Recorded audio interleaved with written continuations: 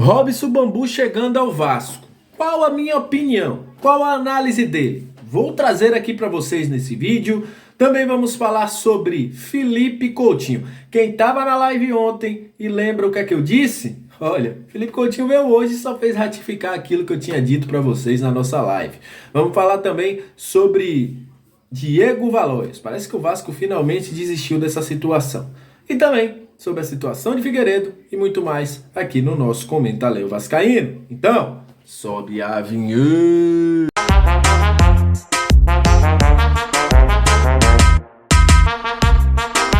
Salve, salve vascaínos e vascaínas, aquele abraço para você que está sempre junto com a gente, que curte, compartilha, que se inscreve no nosso canal, muito obrigado. Aquele abraço também para os membros do canal que nos ajudam. Um feliz ano novo para a galera que tá assistindo esse vídeo, amanhã vai viajar, vai ficar um pouquinho fora do Vasco, já manda um feliz ano novo também.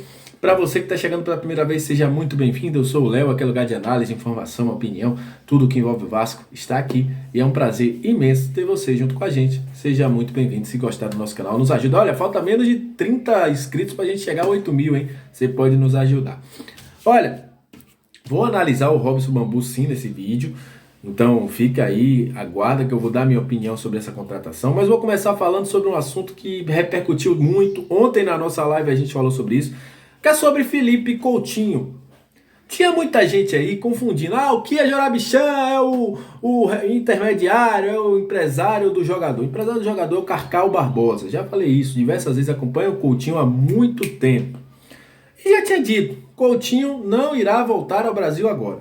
Mas quando eu sempre digo a vocês, não caiam na pressão da mídia.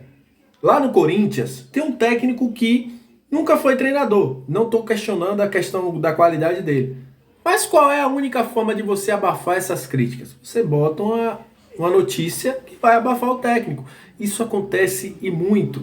Na época do Vasco, lembram quando o Maurício Souza estava no Vasco? O que é que fizeram? Botou o Alex Teixeira nos holofotes. Se esqueceu do Maurício Souza. E aconteceu isso no Vasco. Só que a diferença é que o Alex resolveu vir para o Vasco. O Coutinho deu aí nas suas redes sociais, inclusive está passando na sua tela, desmentindo e colocando como mentira o que falaram que ele estava pedindo para sair do Aston Villa, que ele queria voltar ao Brasil. Ele disse que é mentira, que está feliz, ele e a família dele onde estão, e que está focando em voltar a jogar em alto nível, e que não pediu para sair do Aston Villa.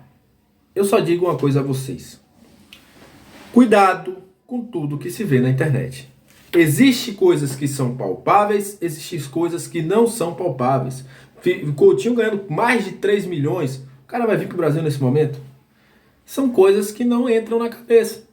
Pressão, algumas vezes a mídia coloca essa pressão.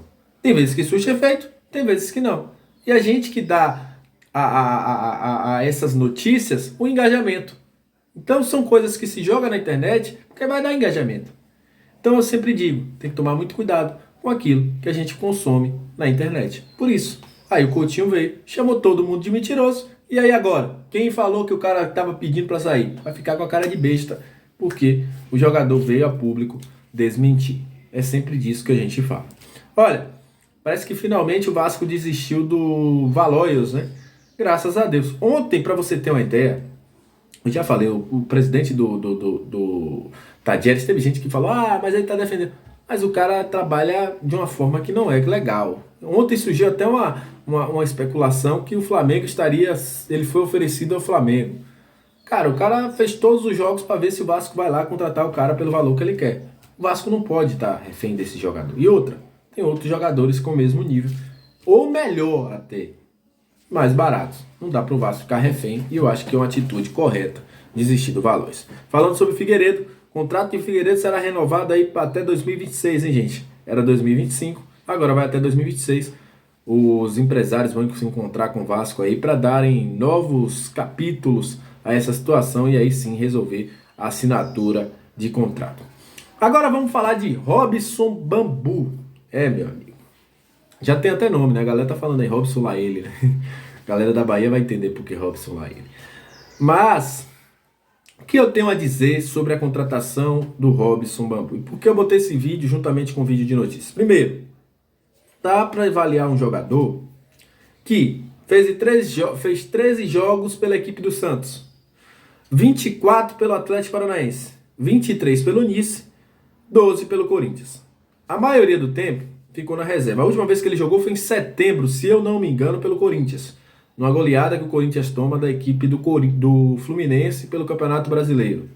Foi a última vez que ele jogou. É um jogador que não conseguiu ter uma sequência, para vocês verem, de mais de 25 jogos. Já começa por aí. Segundo, é um jogador que foi muito precoce. Apareceu num retrato pequeno de 10 jogos muito bem no Santos. O Atlético Paranaense já pegou, já ficou para o Atlético Paranaense, teve lampejos de bons jogos, aí foi vendido para o Nice, do Nice fez 23 jogos, nunca se firmou, depois volta para o Corinthians cercado aí de extracampo. Volto a dizer, eu não traria o jogador. Ah, Léo, é de graça, é empréstimo. Eu não traria. Primeiro, o extracampo desse jogador é um extracampo muito complicado. E eu sempre pauto aqui, uma coisa que eu gosto muito de falar, é sobre extracampo de jogador. Sobre o Vina, eu falei a mesma coisa, é um cara que extracampo é complicado. Entre outros jogadores, né, o Rossi. Então, se você tem um jogador com histórico de extracampo ruim, dentro do campo, a chance dele render vai ser mínima. Já teve diversos escândalos com o nome dele. Ah, Léo, não foi julgado, mas teve escândalo. Só tem escândalo quem está envolvido em alguma coisa. Se ele não tivesse saído para a noite, ele não estava envolvido no escândalo. Óbvio que o jogador tem direito a lazer, mas tem que tomar cuidado onde está. Falando do campo, não é um jogador excepcional, nunca foi um grande zagueiro, apareceu muito bem no Santos e coincidiu com a época que o Santos não tinha zagueiro. Ele entrou muito bem, foi muito bem, aí meteu marra para poder renovar com o Santos, foi para o Atlético Paranaense, não conseguiu manter a mesma situação. É um jogador que sempre num recorte pequeno ele consegue render, mas nunca consegue render no contexto maior. É complicado você fazer uma análise de um jogador que não consegue fazer 30 jogos seguidos. E não é um jogador de 22 anos, 21, é um jogador de 25 anos.